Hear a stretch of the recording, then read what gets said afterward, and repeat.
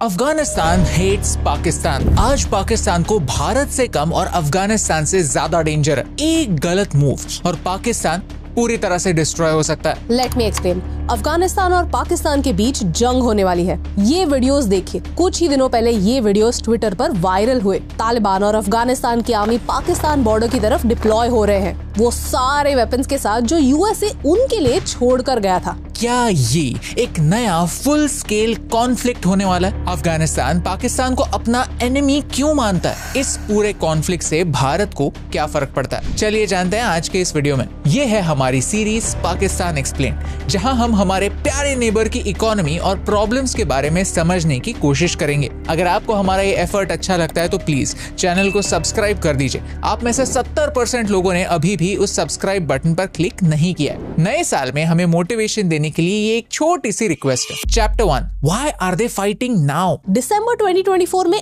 ऐसा क्या हुआ कि ये दो देश ऑलमोस्ट वॉर के कगार पर आ गए? 21 दिसंबर को टीटीपी यानी तहरीक तालिबान पाकिस्तान ने पाकिस्तान के बॉर्डर आउटपोस्ट पर हमला किया और उसमें 16 सोल्जर्स की जाने गई। टीटीपी ने हथियार भी अपने कब्जे में ले लिए। इस अटैक के अगेंस्ट पाकिस्तान ने अफगानिस्तान के पटकिया प्रोविंस में एयर स्ट्राइक्स किए। पाकिस्तान का मानना था कि वो टीटीपी के हाइडआउट्स को अटैक कर रहे हैं। But Afghanistan accused the Pakistanis of attacking civilian areas and killing 46 people. Most importantly, ये एयर स्ट्राइक्स तभी हुए जब मोहम्मद सिद्दीक, जो पाकिस्तान के स्पेशल रिप्रेजेंटेटिव टू अफगानिस्तान है, खुद काबुल में थे, विच शोज कि इन दो देशों में डिप्लोमेसी फेल हो रही है और अब अफगानिस्तान पाकिस्तान बॉर्डर पर जवान डिप्लॉय हो रहे हैं। कुछ लोग मानते हैं कि 15,000 सोल्जर्स पाकिस्तान की बॉर्डर की तरफ बढ़ रहे हैं एंड मोस्ट इम्पोर्टेंटली ये सोल्जर्स यूएसए ने छोड़े सारे एडवांस्ड वेपन लेकर पाकिस्तान पर अटैक कर सकते हैं। Chapter 2, history of Afghan Pakistan relations. Pakistan और अफगानिस्तान की हिस्ट्री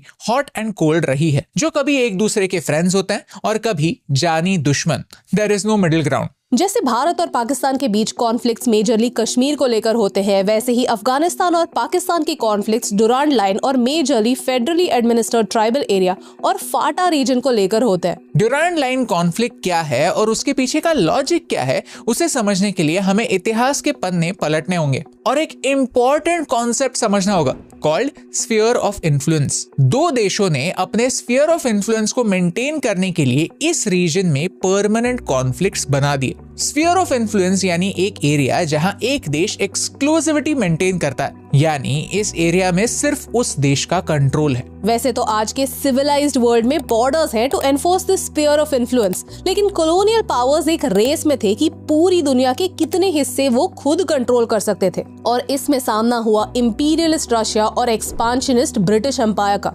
इनफैक्ट इसका एक नाम भी है जो खुद ब्रिटिशों ने दिया था। They called this the great game. Britain Bharat को अपना क्राउन जूल मानता था।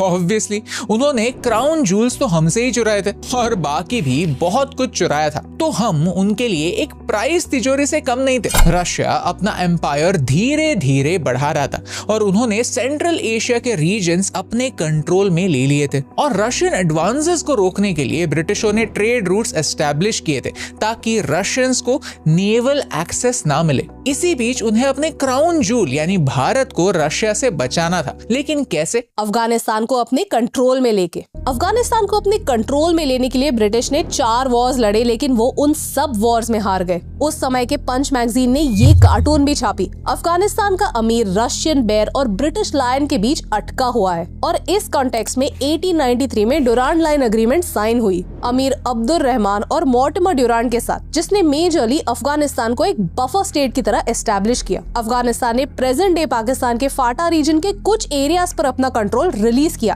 दैट इज स्वात, चित्राल और चागे प्रोविंसेस, और उसके बदले में असमर, कफिरिस्तान और बीरमल एरियाज को कंट्रोल में ले लिया। कि अगर रशिया को भारत तक पहुंचना था तो उन्हें पहले अफगानिस्तान से गुजरना पड़ता। इस वजह से ब्रिटिश का भारत पर कंट्रोल यानी स्फीयर ऑफ इन्फ्लुएंस बरकरार रहता। डुरांड लाइन का अग्रीमेंट साइन 1893 में हुआ था, लेकिन प्रॉब्लम तब नहीं हुआ। प्रॉब्लम हुआ 1919 में, जब अफगानिस्तान स्वतंत्र हुआ। सारी कॉन्फ्लिक्ट इसी के वजह से होती है कि अग्रीमेंट एग्रीमेंट ब्रिटिश इंडिया के साथ साइन हुई थी। जब भारत और पाकिस्तान पार्टीशन हुआ तब अफगानिस्तान ने एक रिक्वेस्ट की कि बॉर्डर पर फिर से डिस्कशन होना चाहिए। जिन ट्राइबल एरियाज पर अफगानिस्तान ने अपना कंट्रोल छोड़ा था वो एथनिकली पश्तून थे और अफगानिस्तान का ये मानना था कि उन्हें 3 चॉइसेस मिलने चाहिए, whether to join India, Pakistan और अफगानिस्तान। लेकिन फाटा ये ट्राइबल एरिया गया पाकिस्तान को और अफगानिस्तान ने डुरांड लाइन को वैलिड नहीं माना। पाकिस्तान और अफगानिस्तान के हिस्टोरिकल कॉन्फ्लिक्ट्स का यही रीजन है।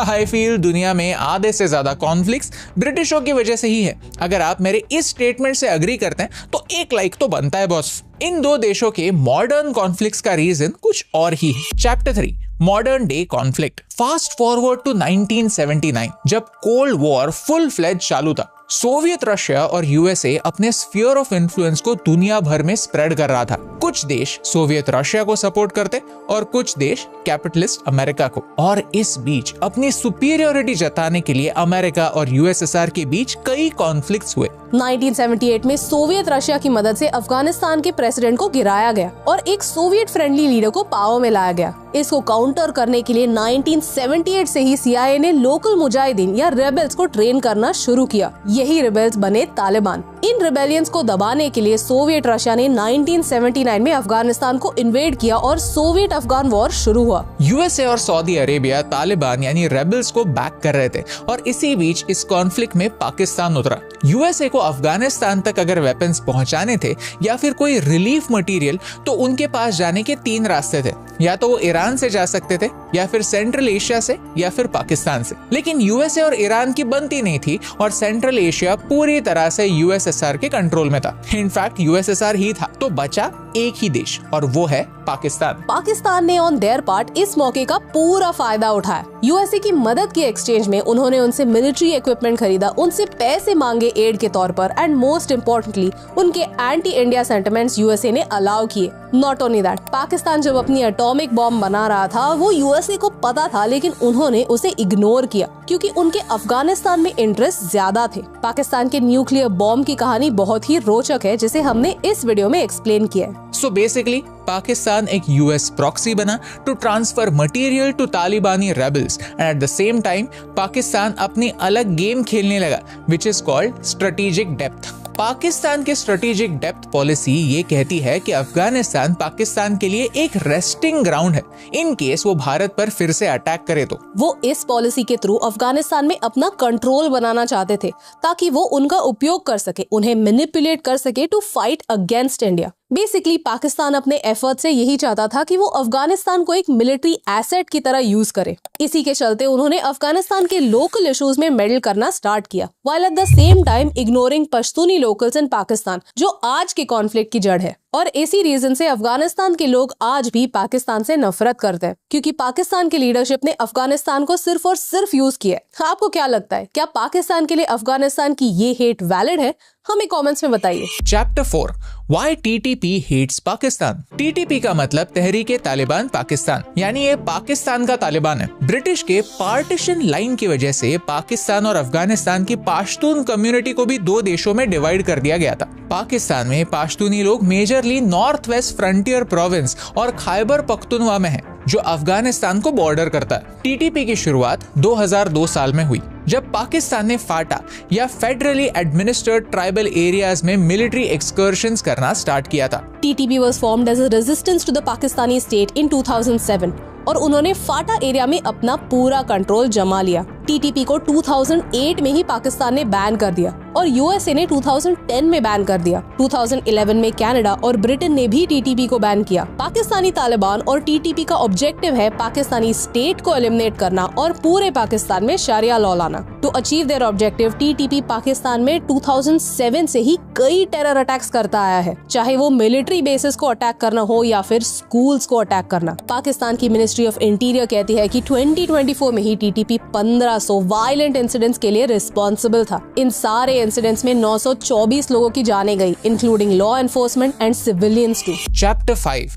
Lessons for India. 2021 में जब तालिबान ने अफगानिस्तान पर टेक ओवर किया, पाकिस्तान को लगा कि उनके इतने सालों की मेहनत रंग लाई, क्योंकि उन्होंने जिस तालिबान को इतने साल सपोर्ट किया वो पावर में आ गया था। इनफैक्ट जब उनकी गवर्नमेंट फॉर्म हुई तो पाकिस्तानी गवर्नमेंट को भी इन्विटेशन मिला था, लेकिन रियलिटी उनके एक्सपेक्टेशन से कंप्लीटली डिफरेंट थी। आने वाली तालिबान गवर्नमेंट पाकिस्तान गवर्नमेंट से मन ही मन में नाखुश थी, क्योंकि पाकिस्तानी आर्मी पाश्तूनी लोकल्स पर अटैक कर रहे थे। हर कुछ सालों में पाकिस्तान अफगान रेफ्यूजीज को अफगानिस्तान डिपोर्ट करता है। ऐसा माना जाता है कि पाकिस्तान में 17 लाख अफगानी रेफ्यूजीज हैं और 2023 में पाकिस्तान ने 2 लाख अफगान रेफ्यूजीज को वापस भेज दिया, जिससे तालिबान ने जमकर क्रिटिसाइज किया। On the other hand Bharat का अप्रोच कंप्लीटली अलग है। भारत ने भाईचारे का हाथ आगे बढ़ाया है। अफगान स्टूडेंट्स स्कॉलरशिप पर भारत में पढ़ते हैं। भारत ने कोविड में उन्हें वैक्सीन भी दिए थे। अफगानिस्तान की क्रिकेट टीम को BCCI फुल्ली सपोर्ट करती है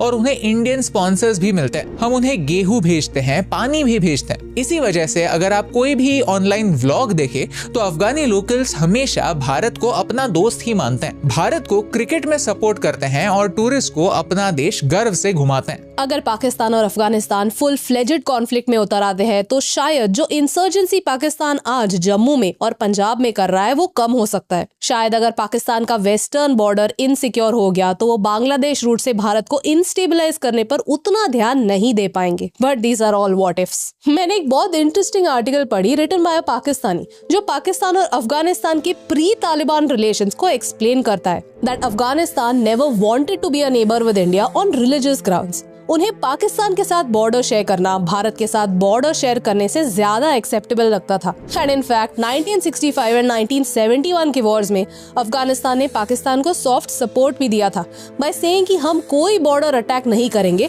आप बेफिक्र होकर अपने ट्रूप्स को ईस्टर्न बॉर्डर यानी हमारे बॉर्डर पर डिप्लॉय कर दीजिए। Well, I think that this doesn't reflect what the current Afghani government thinks, लेकिन सोचने जैसी बात है कि less than 100 years ago जो आज हमारे मित्र हैं वो हमें दुश्मन जैसे देखते थे। आज जो पाकिस्तानी और अफगान एक दूसरे को शक की नजर से देखते हैं, जो एक दूसरे को टू फेस कहते हैं, वो दोस्त हुआ करते थे। डिप्लोमेसी कोई ओवरनाइट चीज नहीं है, काफी कॉम्प्लिकेटेड है।